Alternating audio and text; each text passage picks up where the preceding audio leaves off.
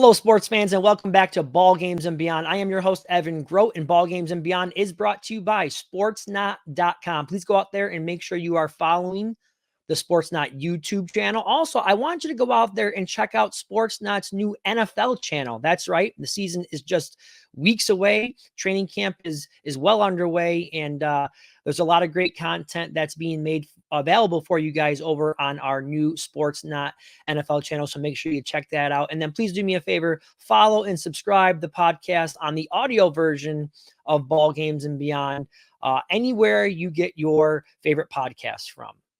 Well, this week the topic is Major League Baseball. The trade deadline is now passed, and there are just 2 months left in the regular season here, and it should be an exciting finish to the MLB season. What we're going to be talking about this week is just kind of recapping the trade deadline, and again, looking ahead to some of these divisional races that we have here going on right now. We have a great guest. We're going to be joined by Britt Ghiroli, who is a senior Major League Baseball writer for The Athletic. She's been a lot of different places. She was covering the Orioles for a number of years. She worked for SNY for a number of years. So she's very connected and she has very good insight. So we're very lucky to have her on here in just a few minutes.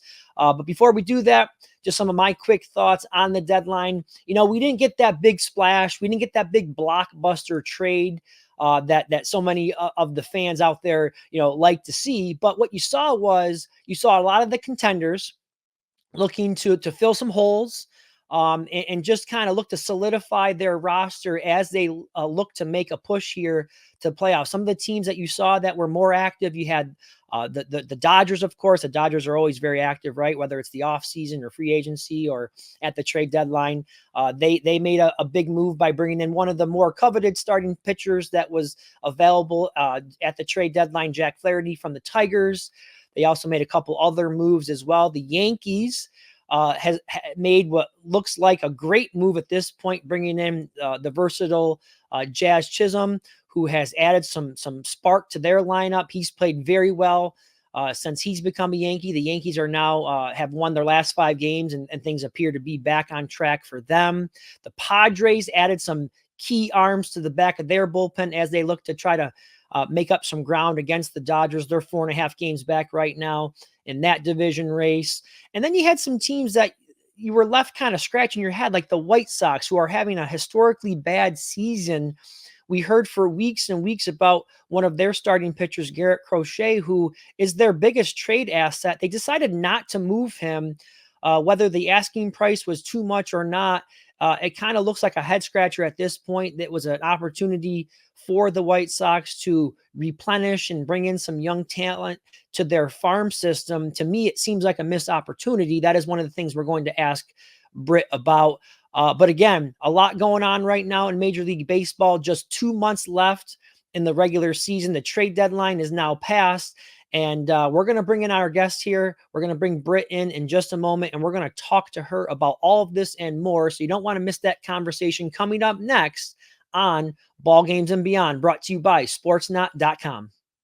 And welcome back to Ball Games and Beyond. And joining us now is our guest, senior MLB writer from The Athletic, Britt Ghiroli, is here with us to recap the trade deadline and get us some of her thoughts, and also kind of look ahead to the final 2 months of the Major League Baseball season here. And Britt, the trade deadline, we didn't really get the sexy names. We didn't get the blockbuster trade. Instead, what we saw was a number of contenders looking to solidify their rosters in a few areas. So I want to start there with you. When you look around the league, which contenders do you think did the most to help their chances of, reaching the playoffs, and then once getting to the playoffs, hopefully having a deep playoff run? Yeah, I think you put it best. A lot of teams got better in the margins. And I think when you look at those margins, the Dodgers certainly did a good job, obviously adding maybe the biggest name in Jack Flaherty, Michael Kopech as well. Those are some good additions. I think the Orioles early trade for Zach Eflin that people kind of forgot about because it wasn't right at the deadline was a big move as well. They added 2 arms for their bullpen, 2 starters, as well as Josh Rogers. They added Eloy Jimenez, which is a little bit of like an X factor there. I think they got better. And I think the Yankees, while they didn't go get pitching, starting pitching with, I think a lot of people expected them to, the addition of Jazz Chisholm immediately looks like a genius move from the front office. So, that right there probably boosted them into the winner category. And then, of course, a lot of these sellers made out like bandits because it was an absolutely a seller's market. Absolutely, yeah, and we're gonna get to Jazz Chisholm there in a moment. But you mentioned the pitching that a lot of these teams brought in, and you brought up the Orioles as one of those teams that you thought did a nice job to kind of solidify some of the holes that they had, or strengthen some of the weaknesses that they had. That you mentioned they added a couple middle of the rotation starters, a couple guys in the back end of the bullpen. Do you think that they did enough to help them fend off the surging Yankees here in the final 2 months of the season? Well, you have to look at it as what did the Yankees do, right? As we just said, they added Jazz, but they didn't add any pitching. So every team, nobody took such a big step forward that they're in front of everybody else. I think the Padres had a great deadline as well. Definitely need to mention them, adding Tanner Scott, making that bullpen so good. The Phillies as well. We'll see. It was already a close division. Both teams got a little better, but nobody got so much better that they're going to just run away with the division. So I think it's gonna probably come down to the wire. So while we're on the topic of the Yankees, and clearly, it seems like you felt like maybe they should have added a bit more pitching. I know they did add a couple relievers to their bullpen, didn't add anybody as a starter. But do you think, on the flip side of the first question, do you think there were any teams out there that you thought missed an opportunity to either sell off some players and try to, restock the farm system, or even a contender maybe that you thought could have been a bit more aggressive there to try to fill a need? I think the prices were so high that you can't blame the contenders for not being more aggressive. I'm a little confused by the Rockies, who were largely inactive, and I'm very confused by the White Sox, who I thought got fleeced in the Eric Fetty trade. Didn't get nearly enough back for a guy who is only going to cost $7.5 million as a legitimate rotation piece for the Cardinals next year. That's dirt cheap. That's like reliever money. I also think that the great Garrett Crochet, the word leaking about him not wanting to pitch with the innings in the playoffs, really backfired on him in his agency, because now instead of being with a contender in a playoff race, he's rotting away in Chicago, hoping to not get hurt so that his market in the offseason is good. So I thought those were like the two big misses overall. I just didn't really understand what those teams were doing. I don't think either of them maximize the market the way that the Marlins or the Rays did. Yeah, absolutely. I agree with you there with the Garrett Crochet. Excuse me. I thought it was a missed opportunity for the White Sox to try to bring in some young talent by shipping off possibly one of their biggest trade assets, but they decided not to do that. And you mentioned the Yankees, Jazz Chisholm. They brought him in at the deadline, really paying off right now. He's playing phenomenal. I believe he has 4 home runs since joining the Yankees. The offense has really struggled really in the last 5 weeks. Now they get Stanton back. They bring in Jazz. Are things all of a sudden looking up again for the Yankees offense? Yeah, I mean, like I said, I thought they should have gotten a starter. I think maybe upgrading at third base would have been ideal too. But adding Jazz it looks like a good move. Is it going to be enough to propel them to the World Series? I'm not sure. But I do think, he's a guy that has already shown he likes playing under the bright lights. And, we're going to see what's going to happen there. Let's talk about the Dodgers. They made a ton of splashes in the offseason, bringing in Otani and Yamamoto. They've had some injuries they've had to deal with here, but they bring in probably they make the biggest splash, I should say, in the starting pitching market, bringing in Jack Flaherty, as you mentioned. They still have a number of injuries on that roster, but just again, some of your thoughts on how the Dodgers have positioned themselves here going into the final couple of months of the season.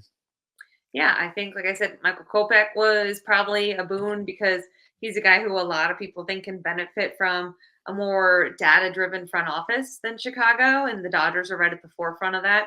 Jack Flaherty, probably the best starter available that moved, really will help them as well. They're getting healthier, which is going to be better than any trade deadline acquisition they could make. I thought getting Tommy Edman in that 3-way trade from the Cardinals was big because they need a guy like that, a utility guy they can kind of plug in anywhere. As we've said, they've been hit hard by injuries, but I thought this was a very good deadline for Andrew Friedman. Yeah, and staying out west in that division, the Padres looking to kind of close the gap there between them and the Dodgers. Definitely bring in some help in the back end of the bullpen with one of the better setup men, Jason Adam, who is available, and Tanner Scott, as you mentioned. Do you think they have done enough now to try to close that gap? Yeah, well, they're only 4.5 back. They've won the last two nights against the Dodgers. So, I know they're in the wild card hunt, but I think if you talk to any of those guys, they're still going after the division. And you mentioned the two relievers they picked up. You put that with Morhan and Suarez, and they really are thin a little in the rotation still. But what they've done is kind of Kansas City, a la a few years ago, and that they have this supercharged bullpen. And we know when you get to the playoffs, it comes down to your bullpen. So I think they're a dangerous team, particularly if they get in. Fernando Tatis is hurt right now. Joe Musgrove is hurt. Yu Darvish isn't with the team. So they're also similar to the Dodgers, some really big reinforcements potentially coming for the Padres. So, we talk about the AL East and, because the Yankees get a lot of attention, and I get that. But the NL West could be a really, really good division race towards the end. Definitely agree with you there. Britt Ghiroli is our guest this week on Ball Games and Beyond, and we're talking about the trade deadline, some of the deals that went down, and we're also looking ahead here to the last 2 months of the regular season. Let's do that now. As you look around the league, you mentioned a couple of those division races right now. You mentioned the AL East. You mentioned the Dodgers and the Padres. Are there any other division races right now that you're going to be keeping an eye on here in August and September? Well, I think the Centrals are always wide open, right? Because they're just never as strong as the other divisions. And I think when you look at the AL Central, it's kind of curious. Can their pitching hold up, right? Because people really think that it hasn't and their offense has slipped. And they did make two acquisitions, but Alex Cobb hasn't pitched all year. And Lane Thomas is mostly going to be used as a platoon guy. So, Cleveland, in my opinion, I would have liked to see be a little more aggressive at the deadline. They were, as of the deadline, they had the most wins in baseball. So, I thought they were going to push their chips in a little bit more. I think that central race, could still be a little bit more of a race. I liked what Kansas City did in making a little more under the radar improvements. And I think on the NL Central side, I like what the Cardinals did. So I don't think either one of those are tied up very neatly with a bow as well. So I think it's going to be really interesting. The addition of the third wild card means so many teams are in it, and we saw that. And we didn't have so many clear buyers. What we had non-sellers, right? We had teams that were going to make tiny incremental moves, and so few true sellers because so many teams feel like a hot week or two and they're right back in it. What about the AL West with the Astros and the Mariners? Yeah. It's not one we talked about. I believe it's a dead heat right now, if I'm not Yep. mistaken. How do you see that possibly playing out here? Yeah, I think Seattle getting Randy Arozarena was one of the better moves of the deadline, to be honest. And I'm glad you brought that up because you're right. I feel like we kind of forget about that because for years it was Houston's division. They've pretty much dominated. I think they've won every year but one in the last 5 or 6 years. So I thought they overpaid for Kikuchi. I think a lot of people felt like that. But, when you look at it, Houston's window it's been a much bigger window than anybody could have anticipated. But I thought Seattle did a good job addressing the offense because they need that. And, we've seen some real heartbreak from the Mariners and their fan base over the last couple of years. And, I think they really want to go for it. Elsewhere in the West, the Angels, it was a little confounding. They didn't sell more. The Angels kind of did Angels things. And I thought Oakland did a nice job of kind of bringing back some talent from some of these guys who were expendable, Paul Blackburn and the like. So, overall, I think that division, I like what they did at the deadline. I'm just confused by what the Angels did, which is pretty common, right? We're always confused by what the Angels are doing. No one is sure what the Angels are doing. Very true. And as we wrap this interview up, I just kind of want to get an idea of storylines that you're going to be focusing on here with just 2 months remaining. Aaron Judge, continues to have a stellar season. Could he get close to breaking his own home run record? We've got Paul Skeens, the rookie, who has really just kind of burst onto the scene and pitched phenomenal. Are there any storylines that you're going to be monitoring here down the stretch of the season?